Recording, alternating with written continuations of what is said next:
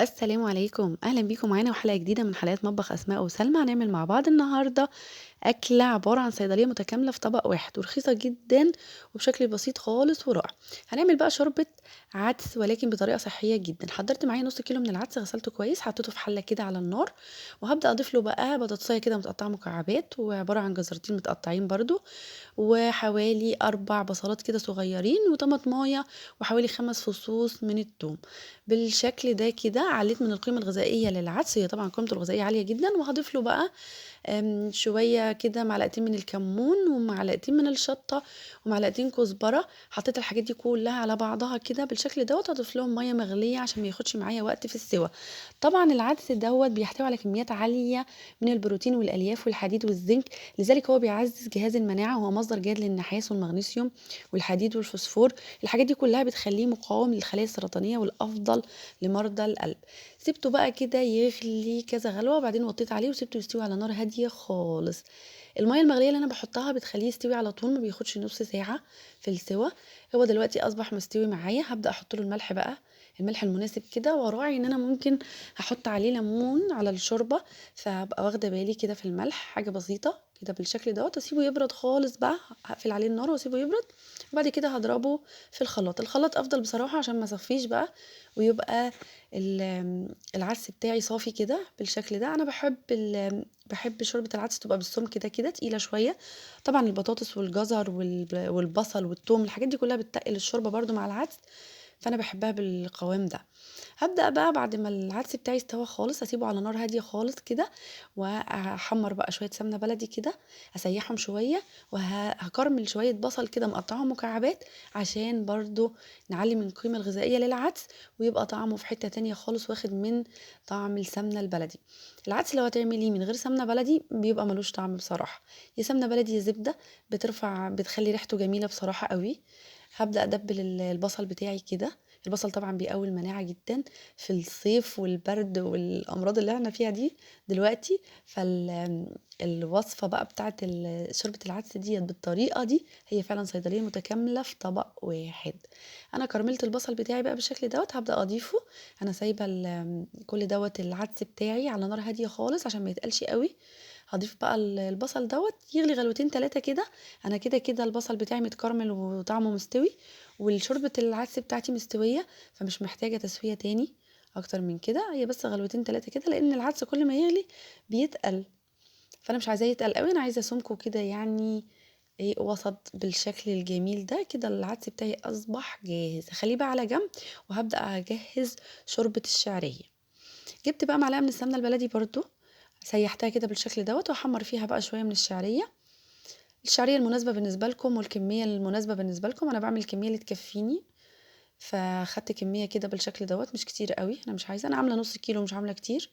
لكن لو في عدد أفراد أكتر، زوّدي الشعرية وزوّدي العدس وزوّدي المكونات شوية.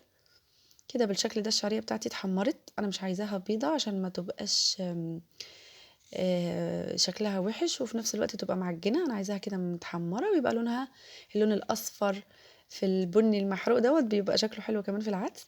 هابدأ أضيف بقى العدس بتاعي كده بالشكل دوّة، لحد ما أحس إن قوام الشوربة مناسب.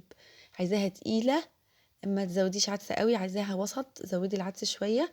أنا باحب السُمك اللي هاوريه لكم دلوقتي، فأنا خليتها بالشكل ده. مجرد الشعرية ما تغلي مع العدس غلوة واحدة، باقفل عليها واغطيها بالغطا واسيبها كده حوالي 5 دقايق، هي بتكون الشعرية استوت. كده أنا قلبت كده بالشكل دوّة، تغلي بس غلوة واحدة، هاقفل عليها واغطيها. كده بكبكت أهيّة بالشكل ده، خلاص بقى كده بالنسبة لي استوت. كده القوام ده مناسب، أنا عايزة القوام ده بالشكل ده كده. أنا لمّا اسيبها شوية هي تتقل شوية كمان، وبتتاكل بالمعلقة، وممكن تتاكل بالعيش المحمص اللي أنا هاحمصه واوريه لكم دلوقتي. كده أصبحت كمان شوربة الشعرية جاهزة، هنخلّيها على جنب، ونبدأ بقى نحمّص العيش بتاعنا. جبت عيش بلدي كده وقطّعته مكعبات وسط، لا كبيرة ولا صغيرة. أنا باحمّص العيش دوّة بيبقى طعمه زي الشيبسي بالضبط. عايزة تاكلي شوربة الشعرية بيه ماشي، عايزة شوربة العدس بيه ماشي، عايزة تاكليه كده بس تقرمشيه جنب الحاجات الشوربة بتاعتنا ما فيش مشكلة، عايزة تاكليه مع حاجة تانية خالص. العيش ده جميل أوي، ممكن نعمل بيه فتة عدس، بس أنا اكتفيت بالشوربة والشعرية بنتي بتحب الشوربة والشعرية كده بالشكل دوّة، الفتة يعني بتتعمل ما اتاكلتش بتترمي، فأنا ما عملتش الفتة، بتبقى تقيلة شوية. العيش بتاعي بقى هاحط له شوية من الزيت صغيرين خالص، ويا سلام لو في شوية زيت زيتون بيخلّي طعمه خطير ورائع بصراحة. فأنا حطيت شوية زيت عادي كده من بتاع الأكل بتاعي، شوية صغيرين خالص بالشكل دوّة، وهابدأ أدخّله في الفرن بقى وأعلّي الشواية كده، أخلّيه تحت الشواية عشان يتحمّص، بافتح الفرن من تحت برضه عشان أنجز، واسيبه 5 دقايق بيطلع لي متحمّص بالشكل دوّة زي الشيبسي. هابدأ بقى أطعّمه كده بشوية كمون وشوية ملح صغيّرين، وممكن أحط بصل باودر وتوم باودر، ولكن أنا باحب طعم الكمون بس، باكتفي بذلك. كده بالشكل دوّة وأقلّبه بقى، أقلّب التوابل دي كده مع الملح بالشكل دوّة، كل حاجة سخنة بقى، بس الريحة خطيرة.